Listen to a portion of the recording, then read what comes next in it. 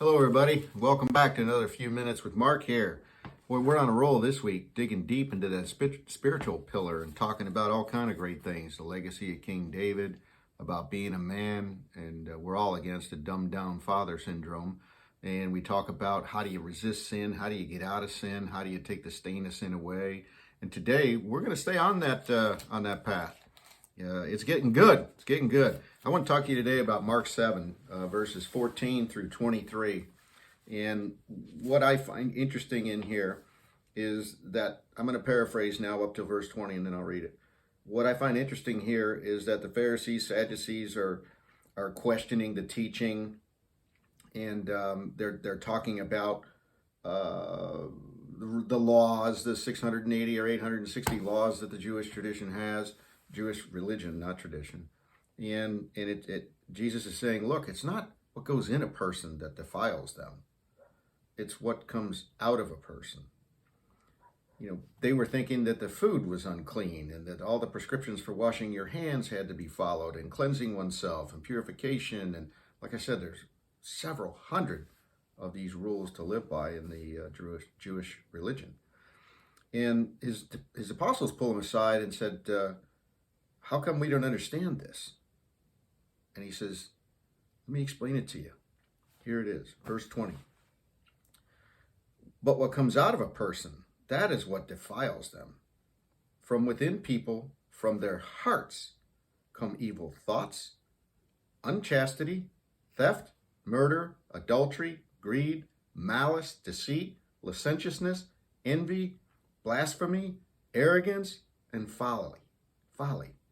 All these evils come from within, and they defile the human being. Okay, that's a long list. Yesterday we were talking about, I think it was yesterday, sometime this week, we were talking about getting the grace in order to recognize sin in our lives, because so oftentimes the sins that are in our lives, they're masquerading as something that's good. Or they're really tiny little white sins. They're not necessarily, mortal sins. They're venial sins. But they're sin nonetheless, and they give us a stain, and that affects us as men, and it makes it difficult for us to really live our manhood as it's intended to be led. So let me just cover this for you. You may not understand all these sins, or you may not understand all these behaviors, because the behavior is really what the sin is. It's just a name for the behavior. It's a name for the action. But I'm going to go slow now. People get evil from within their hearts. Here comes evil thoughts, unchastity, theft, murder, adultery, greed, malice, deceit, licentiousness, envy, and blasphemy, arrogance, and folly. These are the evils that are trapping us. And I could give you an example of arrogance. Arrogance. That's choosing to be better than you are, or choosing to put yourself above other people, choosing to slight other people, to be haughty, I guess would be another thing. And for so many people that have a lot of confidence in their life, it might appear like they're being arrogant, but if it's coming from the heart, from a pure intention in a pure way, don't let your confidence be subdued. Let your confidence shine.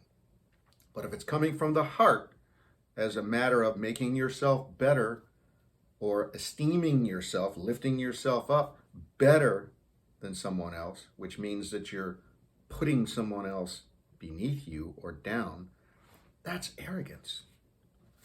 And when we take this list, and I recommend every one of you who's going to lay hands on this video to get into Mark 7 and start at chapter 7, and it's verse 20.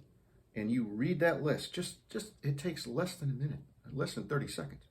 Read that list. And if one of these sins or these evil thoughts or these behaviors is apparent to you, go back to the video I made the other day.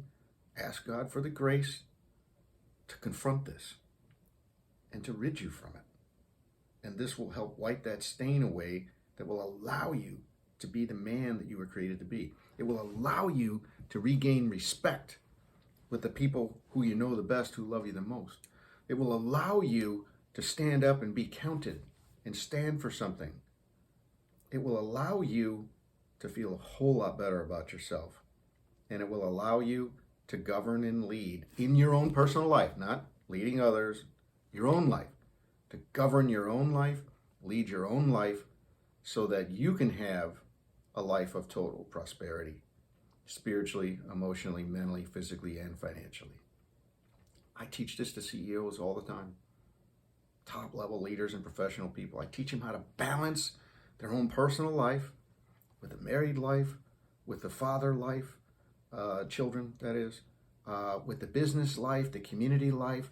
I teach them how to do all that and still create profit, still create prosperity. And normally what happens when a person of this character that I'm describing to you creates prosperity? They share it. They share it with family, they share it with friends, they share it with the community, they share it with charities. There's not one person in all the thousands that I have coached and mentored over the 40 years that harbors their money. Not one of them. They let their money do good works in the world. And each and every one of them have different charities and different organizations that they love and appreciate and want to participate in. This is what men do. We take care. We're the provider. We're the king, the warrior, the mentor, the friend. We're doing it. We're the priest, the prophet. We're doing it. So hope that's encouraging to you today. I know it sounds like I'm preaching, but I'm just telling you what my life is like. This is how I got to the levels that I got to. This is how I teach other people to get there.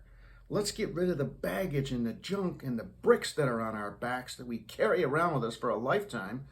And let's get rid of some of these behaviors in our lives that we don't want. Licentiousness, greed, evil thoughts, adultery, deceit. Come on, let's get rid of this stuff. Let's not drag it around with us and keep our own selves in bondage. It's hard enough to fight sin and bondage, but don't put yourself there. That's my message today. Don't put yourself there. And that's what I'm going to title this video.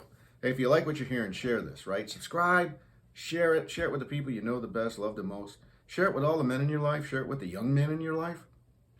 Let them know that there's a way and a vehicle and a process that they can have everything that their heart desires. And I'm not talking prosperity gospel. I'm talking about a life that's rich and full. A life that you live, that you don't wait. In other words, do your living while you're alive. Don't wait. Don't be working, grinding it out, killing yourself, thinking that someday you'll live your life. Don't. There's no guarantee on what that time is.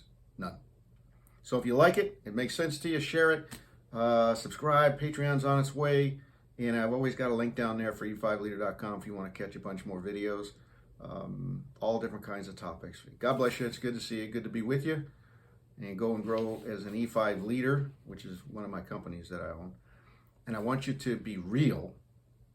I want you to be strong. Be not afraid. And be a man. Talk to you soon. And make sure you love and hug the people around you who know you the best, that you love, especially your dear beloved wife if you're married, or your mom and dad if they're still alive. Go hug them. Tell them you love them. Talk to you later.